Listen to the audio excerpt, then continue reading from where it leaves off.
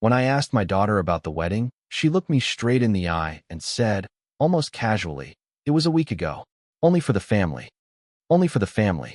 Those words cracked through me like an axe splitting old wood. For a moment, I thought I'd misheard. I leaned closer, my throat tightening. "What do you mean, for the family? I am your family."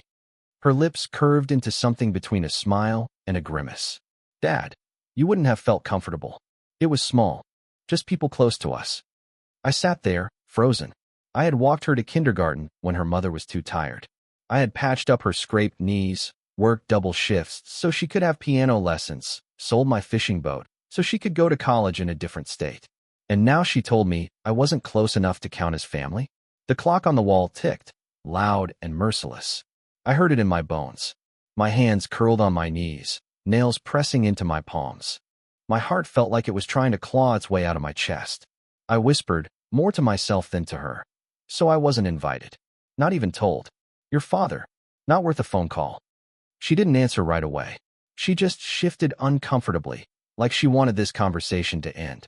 And right then, I understood something I'd been refusing to see for years. This wasn't just about a wedding. This was about betrayal. Calculated, deliberate, and deep as the roots of an old tree. And I swear to you, in that moment, something in me hardened. That night, I couldn't sleep. I sat in the living room with the lamp on, the same lamp that had lit her childhood evenings when she'd curl up beside me with storybooks. The shadows seemed heavier now, pressing in on me, and every memory I touched turned sour. I kept asking myself, how long had she been planning this? A wedding isn't arranged in a week. She'd sent invitations, chosen a dress, stood before vows, all while keeping me in the dark. Not an oversight, a decision. My hands trembled as I opened the drawer of the coffee table. Inside lay an old photograph, her in her white communion dress, holding my hand, smiling at me like I was her whole world. I pressed my thumb against the glass, as if I could feel that little girl again. But that child was gone, replaced by a woman who had shut her father out of the most important day of her life. Around midnight, I poured myself a glass of bourbon and sat in silence. That's when the thought crept in, quiet at first, then louder. She didn't want me there. Not because she forgot. Not because of space or comfort. She didn't want witnesses. She didn't want me to see something. My pulse quickened. What was she hiding? What had that wedding really been about? I picked up my phone, scrolled through the few numbers that still mattered, and paused on one. Mark Jensen. An old friend from town. The kind who still heard things before they hit the paper. If anyone knew about the wedding, it'd be him. But my thumb stopped just short of calling. I wanted to hear it from her lips first. Not through gossip, not secondhand. I needed to push her, to make her reveal why she had cut me out. So I waited. The bourbon burned its way down, and in that fire, a decision took shape. I would find out the truth. And when I did, she'd learn what it meant to betray a man who had given everything for her. The next morning, I showed up at her house without calling. The sun was barely up, and the street was still quiet, but my heart was pounding like I'd been running. I didn't knock politely. I hit the door hard enough to rattle the frame. When she opened it, she looked startled, then annoyed. "Dad, what are you doing here this early?" I pushed past her without asking, stepping straight into the hallway. The smell of flowers still lingered in the air. Roses, lilies, that heavy sweetness people use at weddings. It hit me like a fist. Evidence. I turned to her, my voice low but sharp. "So it's true. You had your wedding here. And you didn't think your father deserved to know." She crossed her arms, defensive, eyes darting away. "It wasn't like that. It was small, private. I didn't want any drama." "Drama?" I laughed bitterly. "You mean me? You mean you didn't want me there? Tell me why. Say it to my face." Her jaw tightened. For a moment, I saw guilt flicker across her features, but then it hardened into something colder. "You always make everything about you. This was my day. I didn't need you judging me, ruining it. I wanted peace." I stepped closer, close enough for her to see my hands trembling. "Peace? Cutting me out of your life? You call that peace? I raised you alone, gave you every damn thing you ever asked for. And you shut the door on me like I'm a stranger." She didn't answer. She just looked past me, toward the dining room. And that's when I saw them, photos still scattered on the table. Wedding pictures. Her in the white dress, him in the suit, smiling like kings and queens. And me, nowhere. My chest burned, but my eyes went cold. I picked up one of the photos, studied it for a long moment, and set it back down carefully, like evidence at a crime scene. Then I said the words that made her flinch. You think you've erased me, but you don't understand. I'm not the kind of man you can erase. I will find out what really happened here. And when I do, you'll wish you hadn't lied. I left her standing in silence, but I could feel her fear even with my back turned. That fear told me everything I needed to know. There was more to this wedding than vows and flowers. Much more. They always tell you the first stab is the worst. They're wrong. The worst is sitting in a chair you've worn thin, feeling every stitch of your life unravel while the sun rises and sets and nothing changes on the outside. Inside, everything's been rearranged by that single sentence she dropped like a stone, only for the family. And I'd been left standing at the pond watching the ripples spread. So I did what fathers do when their children surprise them with treachery. I remembered. I remembered how to wait, how to watch, how to let people show you their true colors by moving through the little habits they can't help. I had a geography of this town mapped under my skin, where someone liked their coffee, who fixed cars at midnight, which back door led where. It helped. It always had. For 3 days, I let the routine of her house tell me everything it wanted to. I learned the delivery times, the rhythm of footsteps on the stairs, the hush that fell an hour after dinner. I learned that her husband, the man in the suit in the photos, came and went at odd hours and left doors unlocked when he did. I learned that roses wilted faster when a man stayed too long in a room where he didn't belong. But memories and waiting won't tell you a record of aliases, of debts paid in cash and names that evaporate when you ask. For that I needed paper, and where I come from. Paper still tells the truth if you know how to read it. I started with the small things, a business card left on the counter, a receipt for a motel 2 towns over, a name half remembered by the barista who'd served him on a slow Tuesday. I asked like an old man asking for directions, soft, unthreatening, and people remembered what they wanted to tell me. Mark Jensen came through like a rusty key in an old lock. He'd known a man on the run when he saw one, and he wasn't wrong. Names shifted like gravel underfoot. He's used at least 3, WY, Mark said over the phone, chewing the beginning of every sentence like it was a dog bone. Moved through states where people don't ask questions. Married twice. One ex-wife who swears he ran with bad men. Another who signed divorce papers and disappeared. That much was poison on the page. But I needed the vial labeled fraud, theft, worse. I needed a reason why my daughter would smother the sound of my voice on the happiest day of her life. So I kept walking, kept asking, kept pulling at threads. I went to the county clerk one lunchtime with a batch of courage and the kind of blank face old age carves out of you. I asked for marriage licenses, for property transfers, for filings that used the man's aliases. The clerk frowned, then flipped through the bound books and found the one I wanted, a license filed under a name I'd never heard, signed in a handwriting that looked too clean for a man who'd spent his life running. Another name, a different county, a different signature on another license. And there, the same face in grainy print plastered to different names. It's uncanny how ordinary a life looks when you photograph it up close. Church pews, a cake, the same smile retouched for different papers. The deeper I dug, the more a pattern emerged like a map to the man's past. Small-town marriages, quick transfers of funds to offshore accounts, a string of businesses that existed on paper and nowhere else. People had lost money after trusting him. Some had lost much more than money. That was the part my chest tightened around.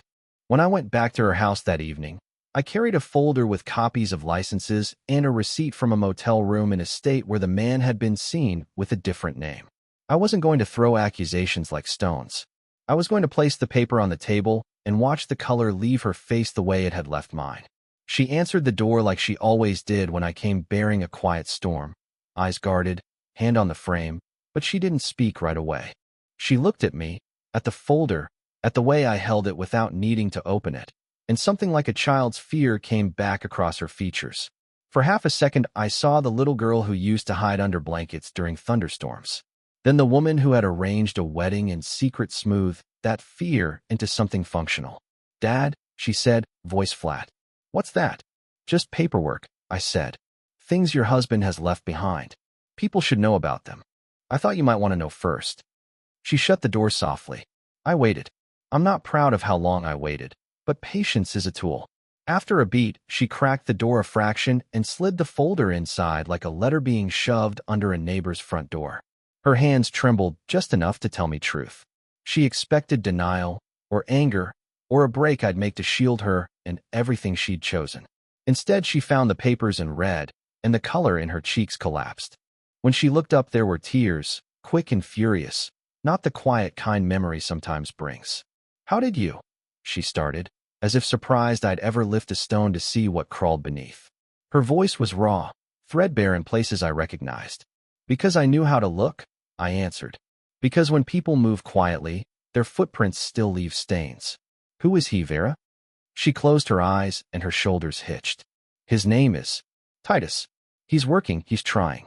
He told me he used to." She stopped as if the words tasted of ash. "He told me about a hard life. He said he'd protect us." I believed him. I could see the seams where her belief had been sown, a lonely woman's longing for rescue stitched with sugar and easy promises. I could see why she might choose to believe. But belief doesn't explain the accounts and offshore names or the receipts for cars bought in cash, or the cold notices from people who'd been left holding debts. Belief doesn't account for the nights men like him choose to keep their pasts hidden. "What did he tell you about his past?" I asked. She swallowed. That he'd done things he regretted. That he was trying to turn over a new leaf. He said he was tired of running. And how do you suppose people feel when they find out that man's new leaf is attached to old roots that strangle? I asked, not unkindly. I wanted her to understand without crushing her. But I also needed her to understand the stakes. She looked at me like I had asked her to take an axe to her own hands. "I didn't want to tell you because I thought you'd try to stop him. I thought you'd go to the police. I didn't want Micah dragged into that. I wanted to keep the family whole, even if it meant lying." Her last sentence landed softer than a fist and harder than a blow. Micah. The name caught a knot in my throat. The way she said it, small, guarded, told me what she loved and what she feared losing. There's a point in all of this where fury becomes something else. It becomes responsibility. Not to punish, but to protect. Not to ruin, but to prevent ruin. I told her that. I told her about the accounts, the aliases, the men who'd been left behind like warnings. I told her I'd keep watching. I told her the truth, that I would not stand idly by while her life, or her child's, was bet on a man with no name and many debts. She clutched the folder like a talisman, like a thing that might protect her from the knowledge it contained. "Then help me," she whispered. "Help me make it right. Help." The word hit me in a place softer than anger. I had a plan, because I always do. Plans are the only things that keep men like me from falling off cliffs into fury. The plan started small. Secure the accounts, talk to the people who'd been burned, reach out to someone who knew how to read the darker ledgers of a man's life. It ended in a choice that would change everything. Expose him and risk everything she'd built, or find a way to remove him quietly so the child wouldn't be torn between truths he wasn't ready to hold. I promised her I'd find out which path would do the least harm and the most good. She looked at me like a returning tide, relieved and terrified at once. Outside, the night folded into itself. Inside, I started pulling threads I never thought I'd have to touch again. And as I left her door that night, with the folder under my arm and a map of lies in my head, I felt something I hadn't felt in a long time. The old, stubborn certainty that when the people you love cut you out, you don't go running after them with bows and arrows. You go back to your tools. You go back to the slow, careful work of unweaving deceit. I've always believed the worst enemy a man can face is silence. Not the quiet of a room at night, but the silence of people hiding something, speaking in half-truths, keeping you outside while decisions are being made inside. That's what I felt the following week. Every word my daughter spoke was polished, rehearsed, stripped of the rawness I remembered from her younger days. So I leaned on what I knew best, patience and detail. Every evening I sat in my truck across from their house, pretending to read the paper while the windows lit up with little slices of their life. The man, Titus, as she called him, came and went at strange hours, never consistent. Sometimes he disappeared for a day and a half, then returned with a new suit or a car that hadn't been there the night before. It didn't add up. Honest men don't keep that kind of rhythm. 3 nights in, I decided to follow him. I kept my headlights low, 2 cars back, old instincts guiding me. He drove out of town, past the gas stations and diners, onto a county road that twisted toward the river. Finally, he pulled into a warehouse yard. Its sign faded, half the letters gone. I parked on the shoulder and waited. He stayed inside for nearly 2 hours. When he came out, he wasn't alone. 2 men followed, shaking his hand with the kind of grip you give when money's already exchanged. The way they looked around, nervous, twitchy, told me everything I needed. Titus wasn't turning over a new leaf. He was digging deeper into whatever hole he'd been running from. I didn't confront him, not yet. I drove home and pulled the folder from my desk, spreading out the papers under the lamp. Marriage licenses, property transfers, the motel receipt. But now I added my own notes. Dates, times, license plates, descriptions. I'd built dossiers before, back in another life, and the skill hadn't left me. By dawn, I had a timeline that stretched from his first appearance in this town to the moment he shook hands outside that warehouse. The next day, I went back to see my daughter. She opened the door with red eyes, like she hadn't slept. I held up the folder again. "He's lying to you," I said, not raising my voice. "I followed him last night. He's in with men who don't meet for prayer meetings. You know this already, don't you?" Her shoulders sagged. She didn't deny it. That silence, the very one I feared most, told me she had suspected but couldn't bear to face it. "Dad," she whispered, "if you tell anyone, if the police come, I'll lose everything. My home, my name, my son's peace." I leaned closer, my voice steady. "And what will you lose if you don't? Because I promise you this, men like him don't just leave quietly. They take. And when they're finished, they leave you with less than nothing." She turned her face away, but I could see the tears. She still loved him, or thought she did, and that was the hardest truth of all. I left her house that afternoon knowing 2 things. First, my daughter was trapped in a cage she helped build. Second, it would fall to me to break it apart. Quietly, thoroughly, without asking for thanks. And in the stillness of my truck, as I wrote down his license plate one more time, I knew the path forward wasn't just watching anymore. It was time to move. The first move had to be quiet, almost invisible. Men like Titus, they're not afraid of fists or shouting. They've lived through too much of that already. What unsettles them is losing the ground under their feet, watching their sure steps turn into sinking sand. That's the kind of revenge I understand. I began with his car. A black sedan, spotless, the kind of vehicle a man drives when he wants to look legitimate. I parked 2 streets over, walked the rest on foot with my old cap pulled low. He kept the car in the driveway, too proud to lock it up in the garage. Proud men make careless mistakes. I didn't slash tires or break windows. That would be too obvious. Instead, I slid under the chassis with a small tool in hand, the kind you keep around from decades of working in the garage. 2 minutes, and I had disconnected the starter relay. Clean, simple. The kind of failure that looks like bad luck the first time. The next morning, sure enough, I sat in my truck and watched from a distance as Titus stormed around the driveway, cursing, kicking at the tires, popping the hood, as though he knew what he was doing. After 20 minutes, he gave up and called someone on his phone, pacing hard enough to leave marks in the gravel. I couldn't hear the words, but I didn't need to. His frustration told me enough. It wasn't about the car. It was about control. He'd lost a piece of it, and he didn't even know why. Later that week, I made my second move. I went back to the county clerk's office, but this time I wasn't looking for papers. I was planting them. A photocopy of one of his old licenses, the name he used in another state, slipped quietly into the marriage file under his current alias. A little misfiled evidence, waiting for the right pair of eyes. It might take weeks, months, but one day a clerk or a lawyer, or maybe even Titus himself would come across it and realize the walls were thinner than he thought. By the third move, I was already inside his head. I called from a payphone. "Yes, they still exist if you know where to look." I said nothing when he answered, just breathed into the receiver and let the silence hang until he shouted into the line, demanding to know who it was. Then I hung up. It was cruel, maybe, but cruelty has its place. That night, his lights stayed on until past 2 in the morning. I knew because I was watching, parked where he couldn't see me. He walked from window to window like a man expecting shadows to break through the glass. My daughter, she didn't know yet what I was doing. She still believed she was holding her family together by keeping secrets, by protecting a man who had built his life on lies. But she'd see, soon enough. She'd see that a man like me doesn't need fists to strike. He only needs patience, memory, and the will to make every lie crumble. And as I drove home that night, headlights carving the road through the trees, I realized something that made my hands tighten on the wheel. This was only the beginning. I knew it wouldn't take long before he started feeling it. A man like Titus lives off certainty. The certainty that people are fooled, the certainty that lies hold, the certainty that no one is looking too closely.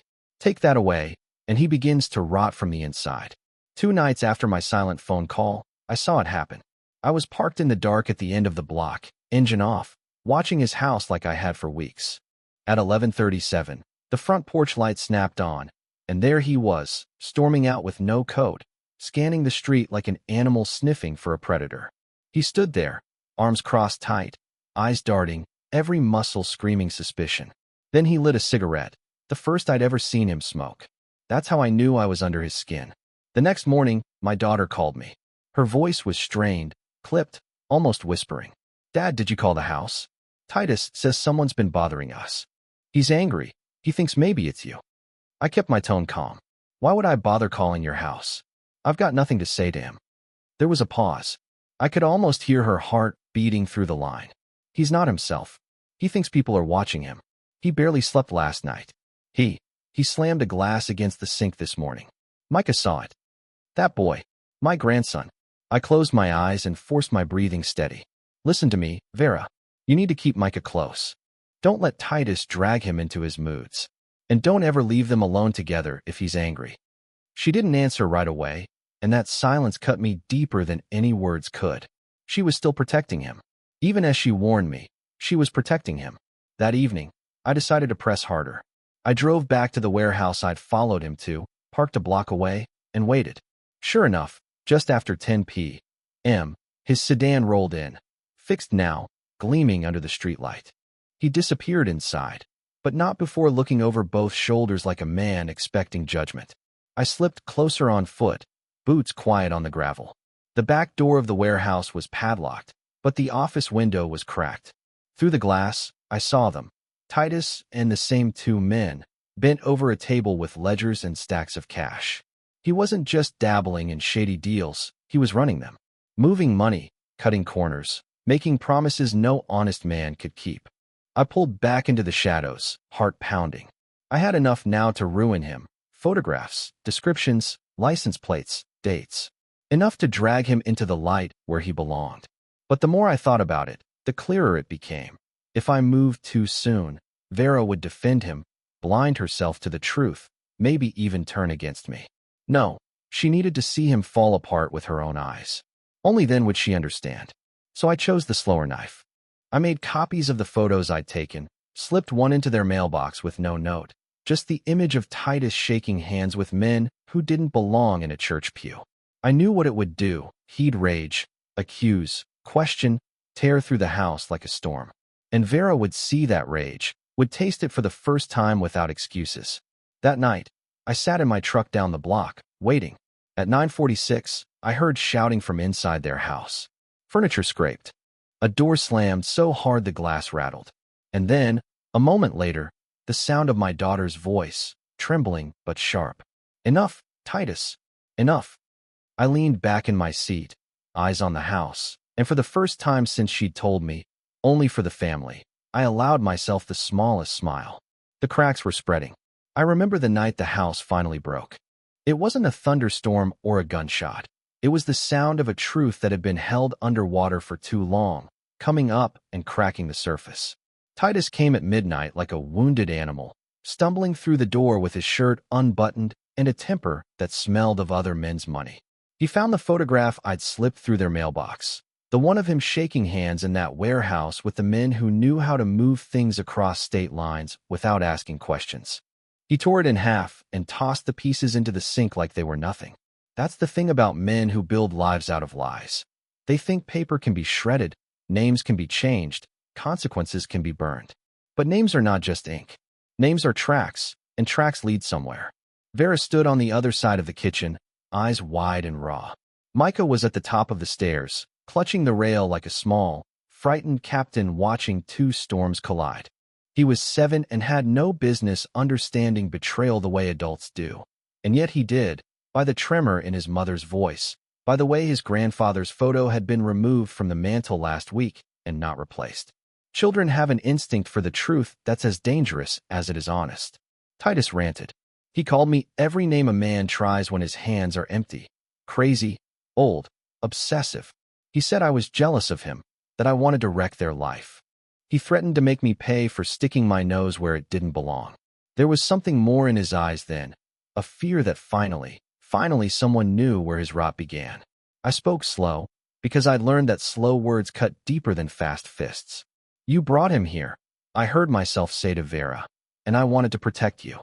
You shielded him because you thought I'd ruin everything. You were trying to keep your son safe. But you can't keep a house from burning if the kindling is under the floorboards. She looked at me like I'd offered her a map back to herself. For a moment, the smallest, truest moment, she remembered the man who used to fix her bicycle when the chain slipped, who used to sit on the floor and build block towers with her until she giggled and toppled them on purpose.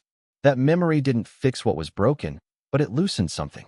She reached for Micah, and I saw the soft armor of motherhood fold around him. That hinge, that small, human thing, made the choice for her.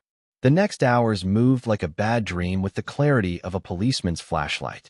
I called Mark, and he called the few good officers left in this town who didn't take payoffs and who still believed evidence mattered. I walked them through the ledger of names I'd gathered, the receipts, the motel slips, the photograph.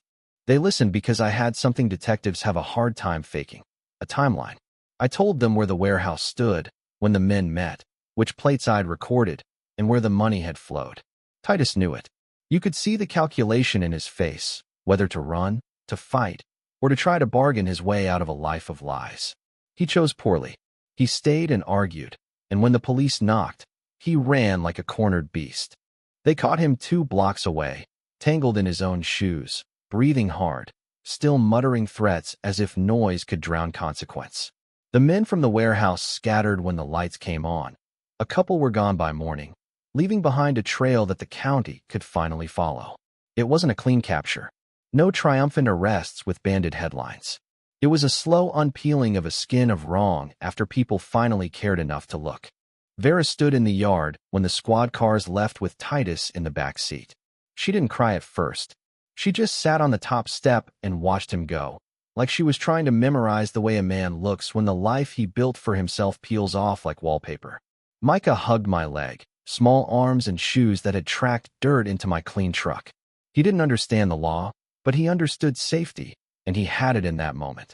Afterwards, and listen, this is the part people always want simplified into a neat moral. Things weren't fixed by the arrest. If anything, the repair began and the work to mend ran long and slow. Vera had to face the bills, the rumors, the neighbors' sideways glances.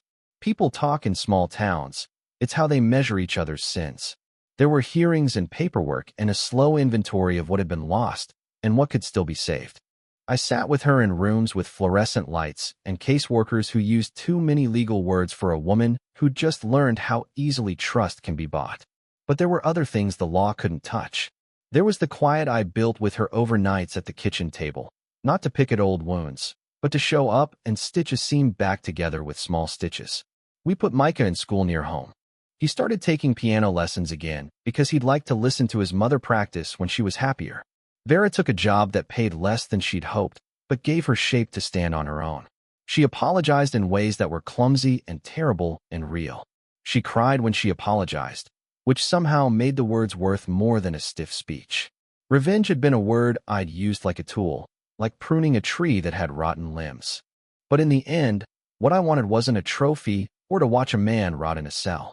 I wanted my girl back. I wanted a small child to have a bed where he belonged, and a mother who would wake in the morning and not have to choose between fear and love.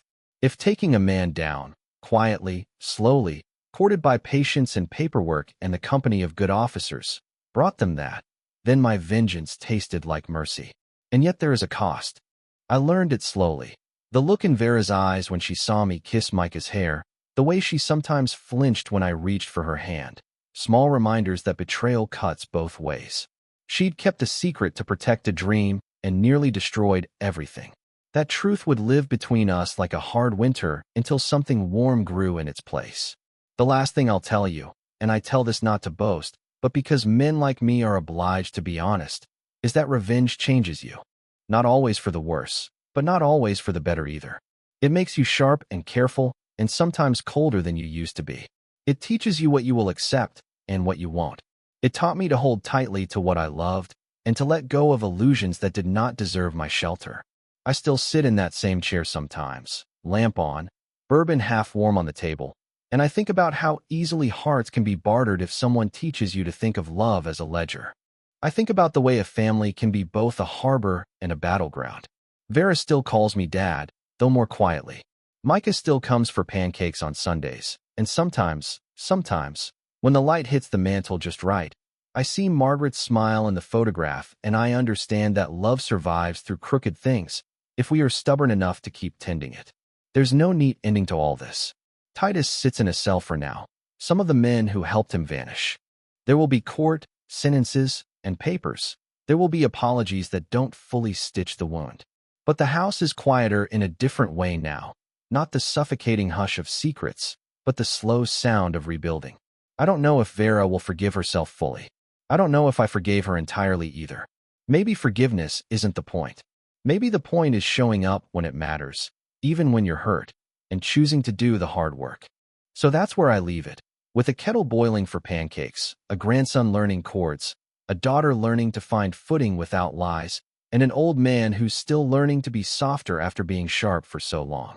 The revenge I wanted wasn't to see him fall. It was to see them stand again. That, in the messy, late-night way of real lives, is what feels like winning. American Grandfather.